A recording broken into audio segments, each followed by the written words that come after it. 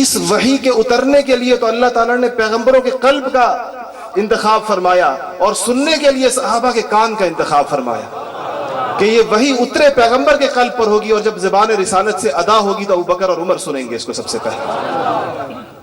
آج صحابہ کرام کی جو لوگ صحابہ کی عظمت کا جھنڈا لے کر کھڑے ہیں، وہ در حقیقت پیغمبر اور وحی کی عظمت کا جھنڈا لے کر کھڑے ہیں۔ وہ کہتے ہیں اگر ان کانوں کو بے اعتبار کرو گے تو قلب نبی کی توہین کرو گے۔ اگر یہ کان بے اعتبار ہو گئے، اگر کوئی بدبخت یہ سمجھتا ہے کہ ان کانوں نے وحی کو سننے کے بعد صحیح ادا نہیں کیا، تو اس نے پیغمبر کے سینے پر اترنے والی اس وحی اور پیغمبر کی زبان کی توہین کی ہے کہ پیغمبر نے کان نہیں پہچانے کہ مجھے یہ وحی کس کے سامنے بیان کرنی ہے، اس کو یہ پتہ نہیں چلا۔ پھر صحابہ کا امتحان وحی کے سلسلے میں آیا۔ پہلا امتحان، مجھے ایک جگہ کراچی کے اندر بلایا گیا، ابھی چند دن پہلے کی بات ہے، ایک سرکاری ادارہ ہے بہت بڑا، کراچی اسٹیل، ان کی تقریب تھی، اور تقریب عشاق کی تھی۔ عشاق سمجھتے ہیں؟ عشاق کی تقریب تھی۔ تو میں نے عرض کیا، وہاں پر مجمع عشاق کا تھا سارا کا سارا۔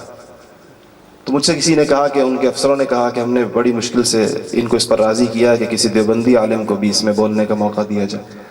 تو ہم نے کہا ٹھیک ہے، ضرور اپنی بات پہنچائیں گے۔ تو ہم نے عاشقوں سے عرض کیا کہ جب عشاق کی تاریخ لکھی جائے گی تو سب سے پہلے عاشق سیدنا ابوبکر صدیق رضی اللہ تعالیٰ عنہ کا نام آئے گا۔ عشق کی تاریخ نامکمل ہے اگر ابوبکر صدیق کا تذکرہ اس کے اندر موجود نہیں۔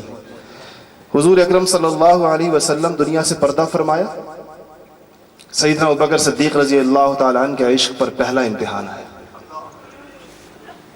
حضور اکرم صلی اللہ علیہ وسلم نے ادھر اسامہ کا لشکر تیار کر رکھا ہے، 17 سال کے صحابی کا، بڑے بڑے صحابہ کو ان کی کمان میں دیا۔ ابو عبیدہ ابن جراح جیسا کمانڈر اسامہ کے سپاہی بن کر نکلنے کو تیار ہے۔ دوسری طرف سے جو لوگ اسلام کی شوکت سے مروب ہو کر مسلمان ہوئے تھے، عرب کے ان قبائل نے دوبارہ واپس ارتداد اختیار کر لیا، اور ایک طبقہ ایسا ہے جس نے کہا ہے، جس نے ارتداد تو نہیں اختیار کیا، وہ کہتا ہے کہ کلمہ بھی پڑھیں گے، نماز بھی پڑھیں گے، روزہ بھی رکھیں گے، زکوٰۃ نہیں دیں گے۔ صحابہ کرام حیران ہیں۔ اسامہ کا لشکر بھیجتے ہیں تو مورخین نے عجیب عجیب الفاظ اس بارے میں نقل کیے ہیں، لیکن میں اس لیے نقل نہیں کروں گا کہ ان میں سے بعض کی ثقافت کے بارے میں شبہ ہے کہ ابوبکر صدیق نے ایسا سخت جواب دیا بعض لوگوں کو جن کو لشکر اسامہ کے بھیجنے کے اندر تامل ہوا۔ اب صحابہ سوچتے ہیں کہ لشکر اسامہ اگر نکلتا ہے تو پیچھے کون بچتا ہے مدینے میں، اور ادھر سے ارتداد کی پورے کے پورے قبائل مرتد ہو گئے، ان کے ساتھ مقابلہ الگ ہے، لشکر اسامہ کو بھیجنا الگ ہے۔ ایک طبقہ ہے جس نے صرف زکوٰۃ سے انکار کیا، باقی پورے دین کو مانتا ہے، اللہ کی وحدانیت کا بھی قائل ہے، حضور اکرم صلی اللہ علیہ وسلم کی رسالت بھی مانتا ہے، دین کے تمام احکامات کا قائل ہے، صرف کہتا ہے زکوٰۃ نہیں ادا کروں گا۔ سیدنا عمر فاروق رضی اللہ تعالی عنہ جیسے جلیل القدر اور ان جیسے بہادر انسان نے بھی ابوبکر صدیق سے فرمایا کہ ان کا معاملہ ذرا رہنے دیں، ان کے ساتھ قتال فی الحال مت کیجیے۔ پہلے تو کچھ صحابہ آئے کہ لشکر اسامہ کو روک لیجیے۔ یہ سارے لوگ نکل گئے تو مدینے کے لوگوں کا، جس کو آج کی زبان میں کہتے ہیں نا، مورال ڈاؤن ہو جائے گا کہ اتنے سارے لوگ تو وہاں نکل گئے۔ سیدنا ابوبکر صدیق نے ایسا عاشقانہ جواب دیا کہ جس لشکر کو پیغمبر خدا محمد مصطفیٰ صلی اللہ علیہ وسلم تیار کر کے جائیں، ابوبکر کی مجال ہے کہ اس کو روکے، وہ لشکر نہ جانے دے۔ اور عمر سے فرمایا کہ اجبار فی الجاہلیہ، عمر جاہلیت کے اندر تو بڑا دلیر تھا، کیا یہ بزدلی اسلام میں آ کر تجھے یاد آئی کہ مجھے کہتا ہے لشکر اسامہ نہ بھیجا جائے؟ سیدنا عمر فاروق رضی اللہ تعالیٰ عنہ کہتے ہیں اللہ نے میرا شرح صدر فرما دیا کہ ابوبکر صحیح کہتے ہیں، ورنہ ایک روایت لے کر گئے تھے سیدنا عمر فاروق حضرت ابوبکر کے پاس کہ میں نے تو حضور سے سنا ہے کہ امرت ان اقاتل الناس حتی یقول لا الہ الا اللہ، کہ لوگوں سے ہم قتال اس وقت تک کریں گے جب تک وہ لا الہ الا اللہ نہ کہتے۔ یہ تو لا الہ الا اللہ کہتے ہیں، ان سے قتال کیسے ہوگا؟ تو اللہ جل جلالہ نے سیدنا ابوبکر صدیق رضی اللہ، دیکھ لیں اگر اس موقع کے اوپر یہ خلافت کا بار اور خلافت کی مبارک خدمت ابوبکر کے کندھوں پر نہ ہوتی تو اور کوئی صحابہ کے مجمع کے اندر یہ اس وقت کے لیے مناسب نہیں تھا۔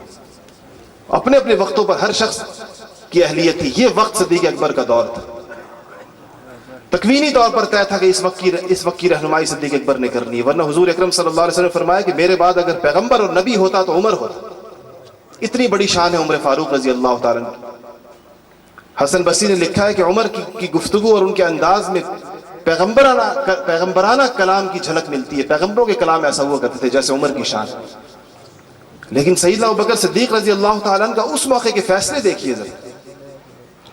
اس کے بعد لشکر اسامہ بھی فرمایا کہ جائے گا, مرتدین کے ساتھ جہاد بھی ہوگا, اور کہا کہ ان زکوٰۃ کا انکار کرنے والوں کو بھی نہیں چھوڑا جائے گا.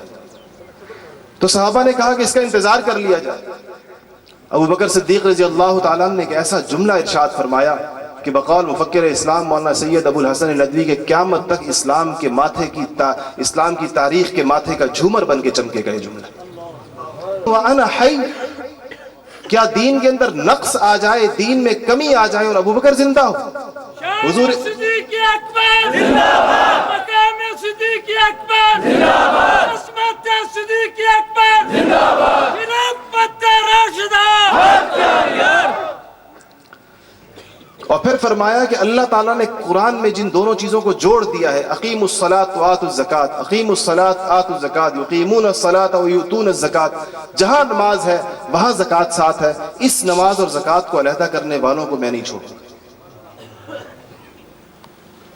یہ ابوبکر صدیق رضی اللہ تعالیٰ عنہ کے عشق پر ایک ایسا امتحان تھا, اور اللہ تعالیٰ نے اس سے اتنی کامیابی کے ساتھ ان کو اور اتنی سرخ روئی کے ساتھ ان کو نکالا کہ آج 1450 سال کے بعد بھی ہم یہاں بیٹھ کر ان کی عظمت کو بیان کر رہے ہیں اس حوالے سے. اس